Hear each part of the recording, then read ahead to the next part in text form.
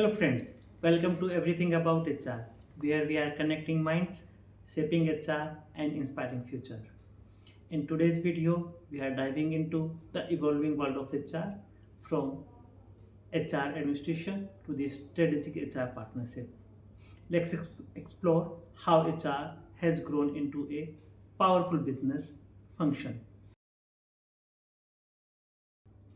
So, the first we need to understand the fundamental concept. So, uh, friends, HR is basically considering into many sub functions, but primarily we can consider into the HR, IR, and ER. We call it foundational concept. So, as you many of our HR is basically focusing on the managing people, doing the recruitment, training, compensation, performance management, and so on and so forth.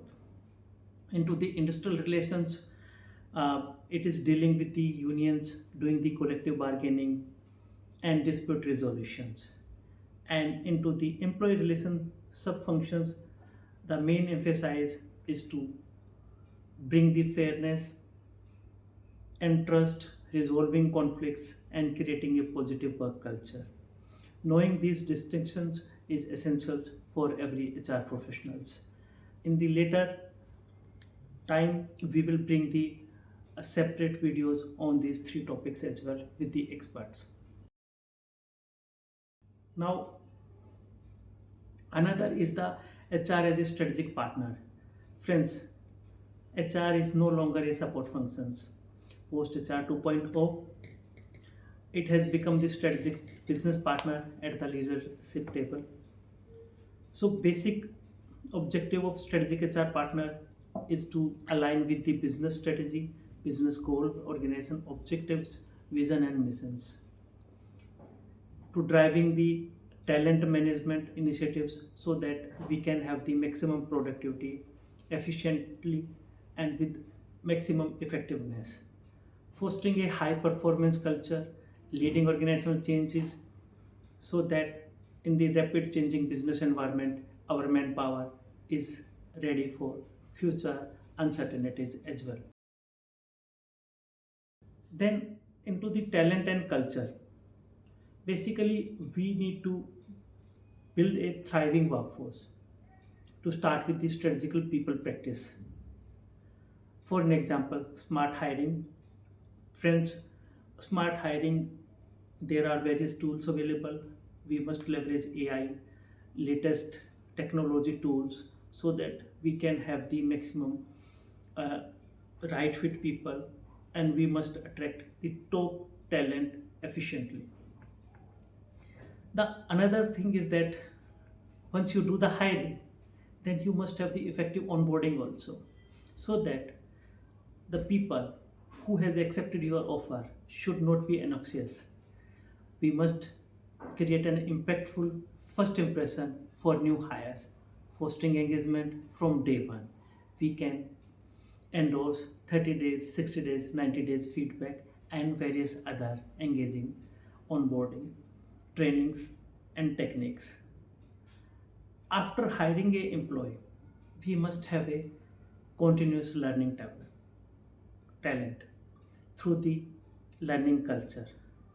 If we wanted to stay productive, our employees, our manpower, then we must develop robust R&D and L&D strategies that promotes continuous growth and skill enhancement. Of course, there are many organizations, they are doing the increment basis on the performance evaluation. Friends, performance evaluation should not restrict only for the increments and the appraisals, but we must have a performance system that will align with our organization vision mission, that will foster productivity for the employees, for the organization. After the performance review, we must identify the continuous feedback and development and succession planning initiatives. Yes, you rightly picked up. Succession planning is very much required to develop our future leaders, to have our senior leadership pipeline future ready for the organization continuity and resilience. So next we must discuss about the HR technology. Innovative with HR Tech for 2025. The technology is transforming HR and 2025 is closer than you think. We must use art of the maximum advanced tools, analytics, which is very much essential to bring efficiency and to bring the data driven decisions. We can segment the HR technology into 3-4 sections. One is that what are the automation essentials. So the organizations who are basically still on the paper or having the basic HR MS systems, then they should focus on their HR processes to automate, not the digitize and not the replicate, from hire to retire, including payroll and the routine queries, so that maximum transactional work can be automated and the time of HR can be saved. The another important outcome is of HR for any good decision making, that is the people analytics. Friends, like transforming raw data into the different insights, we need the data. To make any strategy, we need the data. So we should have the good people analytics tool to leverage our effective decision making. Now training is also evolving. Gone were those days when only some mandatory trainings were being facilitated. Nowadays we have so many virtual reality based training, video based, capsule based training. We have so many training platforms, learning platforms. So we must endorse. We are into the trainings nowadays. The trainings has been provided on the situational leadership. Real time AI based trainings has been also created and providing to the employees. AI and ChatGPT. Friends, no one has thought of 2-3 years back what is AI, what is ChatGPT. But it is a very strange thing. The word AI has been coined in 1943. Till 2016, it was not discussed much, but 2016-17, it is a big buzzword. Now, many people have started AI in recruitment and some other areas also. Likewise, ChatGPT. So we must leverage artificial intelligence and conversational AI to enhance HR operations and employee support. We must endorse technology.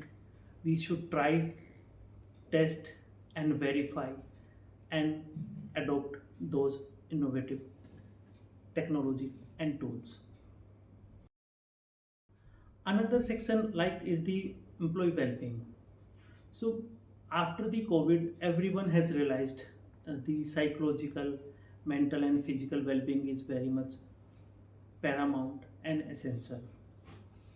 Also, we must hear our employees' voice. How we can do that? We should have a good grievance handling mechanism to address employees' concern fairly and fast. Psychological safety. Yes, you should allow people speak and make mistakes. It is okay at some level.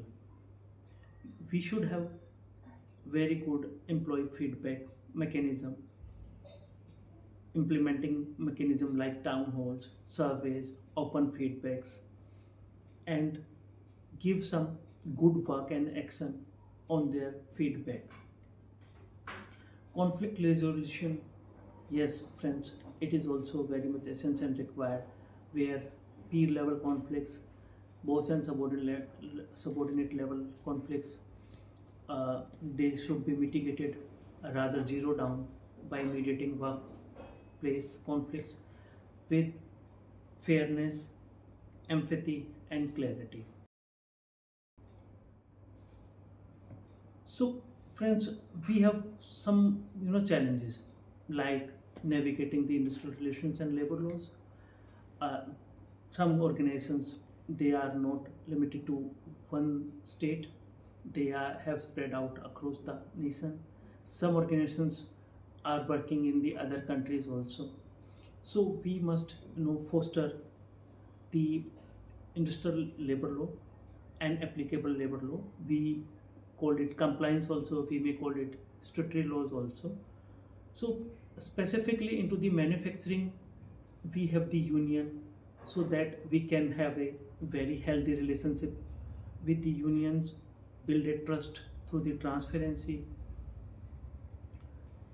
The HR role is very much key into the dispute resolutions, prevent and handle strike wisely. We should take some proactive and preventive measures, anticipate some good practices so that we can avoid the dispute situation. Labor law compliance.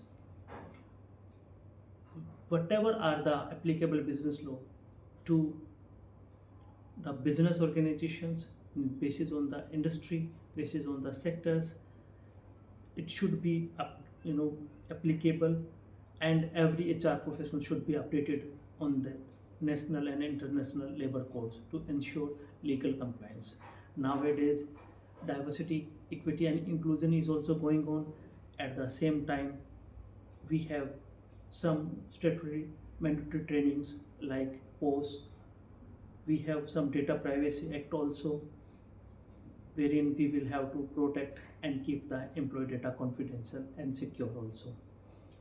And fourth important skill is to mitigate the modern challenges is the negotiation skills, developing effective negotiation strategies for the collective bargaining techniques.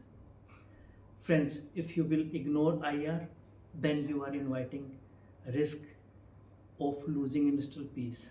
So be wise to manage these modern challenges. Now, what are the key takeaways? So this is the basic overview of the HR. This video is basically. And what are the key takeaways for the modern HR professionals? Number one is we should be the future ready HR leaders. We should have the strategic acumen, link HR with the business strategy. Friends, I usually called, we have two kind of engagement. One is the cultural engagement, another one is the business engagement. So business engagement is the part of strategic acumen. Then the people centricity, the champion well-being and inclusion should be there. We should have the proper business engagement and people development procedures, and we must follow. Another one is the tech proficiency. Yes, my dear friend, the HR professional must embrace and leverage HR technology for the efficiency and the insights. You must embrace the digital tools and should be more future ready. Adaptability. So change management is the big issue. Remember those days when industrialization has happened in 1992. Prior to that, the computerization of banking. Some Gen G, Gen Alpha and Gen Beta people might not heard of these kind of changes, but they are more adaptive also. So we should be more adaptable, keep learning and evolving ourselves, and we should have that culture in our surrounding. So friend, that's it for today's video. Remember, HR is no longer just about the paperwork. It's about purpose, people and progress. Subscribe for more insight, interviews and learning journey. This is everything about HR, connecting minds, shaping HR and inspiring future. Thank you so much.